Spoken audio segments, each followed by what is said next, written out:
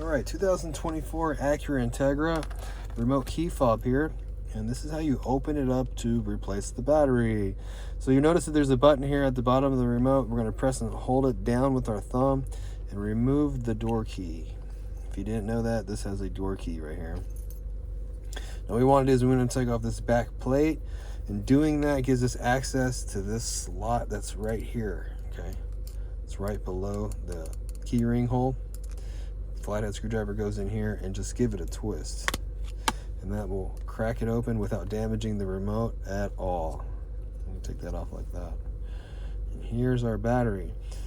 Now our battery is going to need to come out at the bottom here. There's another slot for your screwdriver. Put your thumb on it like this so it doesn't jump out.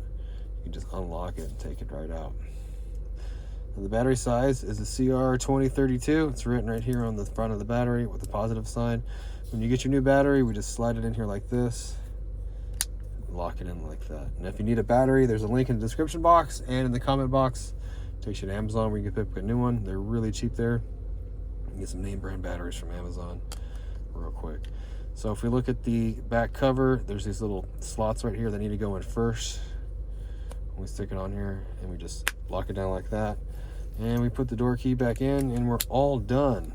Well, I hope this video was helpful and supporting the channel by hitting subscribe and like and comment. That would be really great. We really appreciate that. And we hope to see you again in another Acura video.